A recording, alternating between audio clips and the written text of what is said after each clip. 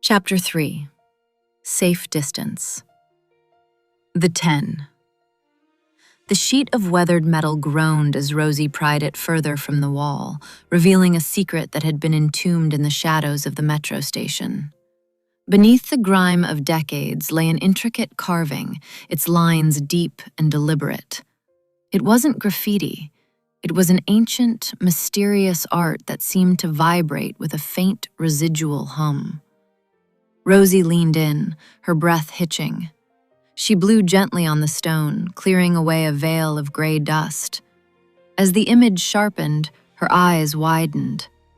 10 human-like figures stood in a perfect circle, their hands outstretched toward a central sphere that could only be the earth.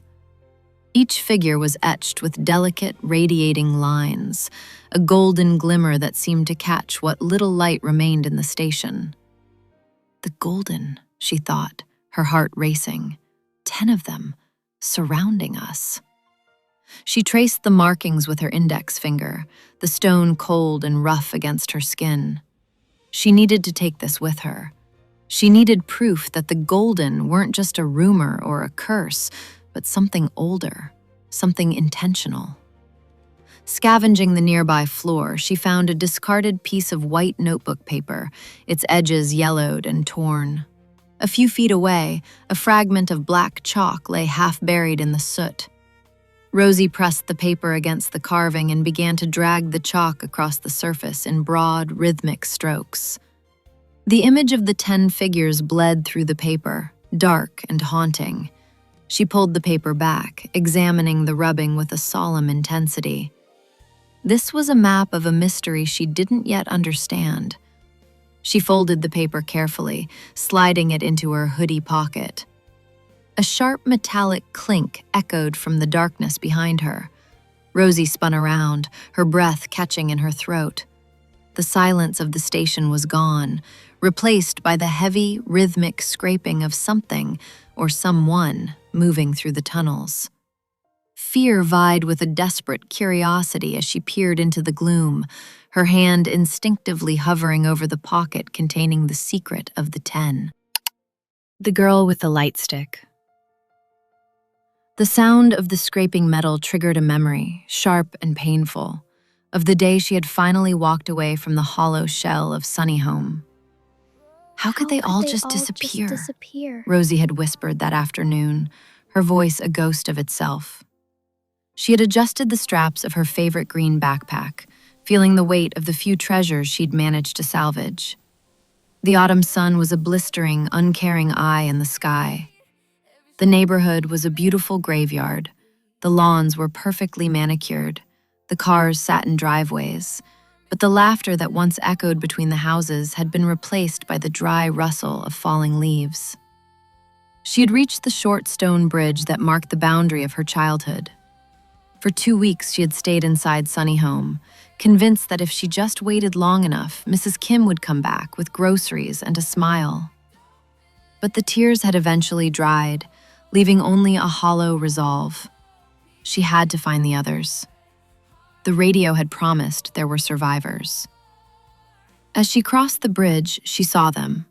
A small group was trekking down the opposite sidewalk, their shadows long against the pavement. Rosie's heart leaped. She didn't think. She simply ran, her sneakers scuffing against the asphalt. "Hi," she chirped, waving frantically as she caught up to them. A girl, roughly Rosie's age, turned around.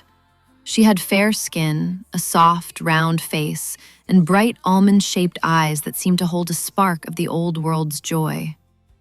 "Hi," the girl replied, her smile dazzling. "I'm Mina." Rosie wiped her sweaty palm on her jeans and reached out. "I'm Rosie." Mina hesitated for a heartbeat, looking at the hand as if a formal greeting were a relic from a century ago.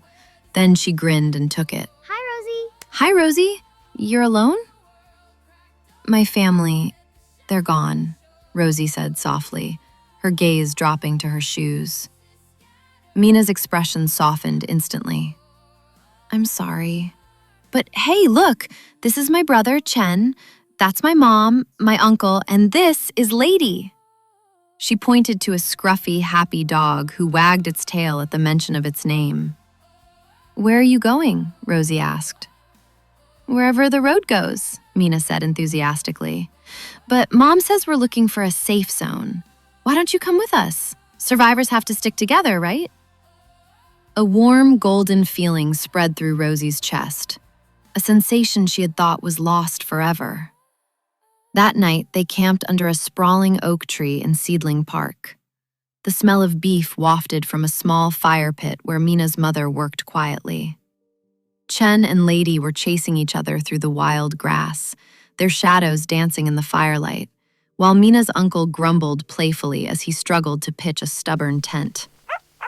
Rosie and Mina lay on a brown blanket, staring up at the sprawling tapestry of stars. "What do you think happened to them?" Rosie asked, her voice barely a whisper. "Are they trapped, or are they just gone?" Mina sighed, her gaze fixed on the Milky Way. "My dad used to say we have to find beauty in broken things. He said there's always a light somewhere, even when it's dark." Mina sat up suddenly, a mischievous glint in her eyes. She rummaged through her pack and pulled out a translucent plastic wand. With a satisfying click, it erupted into a vibrant, pulsing glow. "What's that?" Rosie asked, mesmerized. "It's a light stick," Mina squealed. "We use them at K-pop concerts to cheer for our favorite idols. Have you ever heard of K-pop?" "No," Rosie admitted sheepishly. "What?" Mina's voice rose in mock horror. "Rosie, have you been living under a rock?" For the next hour, Mina gave Rosie a crash course in music, fashion, and fan chants. For a moment, the passing didn't matter. The golden didn't matter. There was only the rhythm of Mina's voice and the neon glow of the light stick. Rosie fell asleep with the echoes of K-pop melodies and the comforting sound of Lady's soft snoring nearby. The birds woke her the next morning. The sun was warm on her face, and the air smelled of dew and fresh grass. Rosie yawned, turning to say good morning to her new friend. The spot next to her was empty. She sat up, a frown crinkling her brow. The fire pit was a heap of cold ash. The tents were still there, but the flap to Mrs. Lee's tent was fluttering open in the breeze. "Mrs. Lee?" Rosie called out. No answer. "Chen? Mr. Kim?" She scrambled to her feet, her heart beginning to hammer a frantic rhythm. She ran to the first tent and unzipped it. It was empty. The sleeping bags were still laid out, indented with the weight of people who were no longer there. She ran to the second tent. Empty. "Mina!" Rosie screamed, her voice tearing through the peaceful morning air. "Mina! Lady!" She sprinted to the edge of the clearing, looking for any sign of them. Their bags were still there. Mina's light stick lay on the grass, its glow extinguished. The realization hit her like a physical blow. She had brought it with her. The curse. The silence. She had let herself get close, and the world had taken them too. Rosie fell to her knees in the dirt, her small frame shaking with violent sobs. As she wept, the memory of the white, smoke-like dust from Sunny Home filled her mind, and she realized with a terrifying certainty that she was the only one left. Again. The Chaser. Back in the cold shadows of the metro station, the metallic scraping resolved into a figure.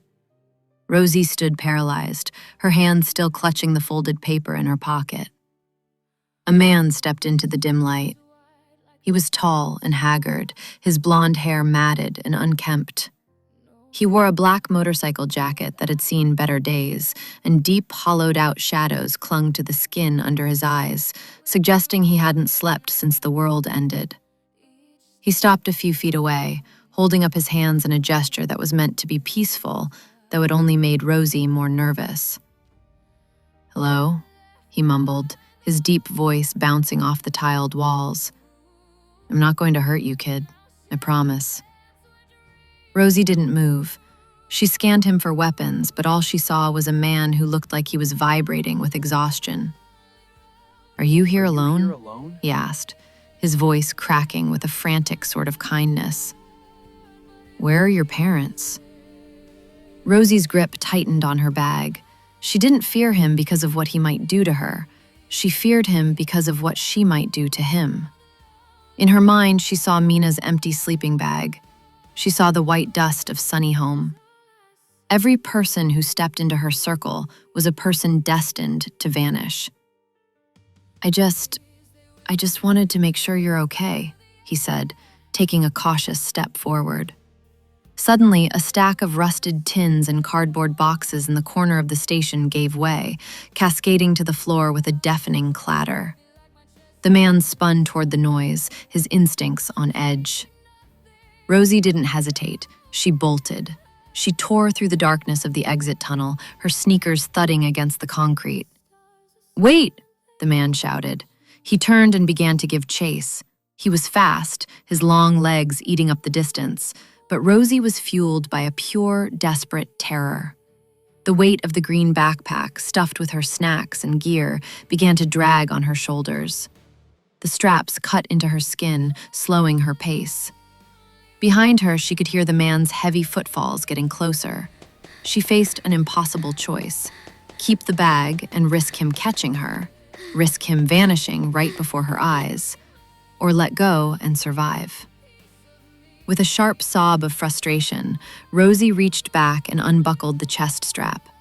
She let the heavy bag slide off her shoulders. It hit the ground with a dull thud, spilling a few crackers onto the grime. Light as a bird, she doubled her speed. She reached the end of the tunnel, the morning light blinding her for a moment as she burst out into the open air. Behind her, the man slowed to a halt, doubling over to catch his breath. He watched, helpless and panting, as the small girl disappeared into the distance, a lonely figure fleeing from the very person who wanted to save her.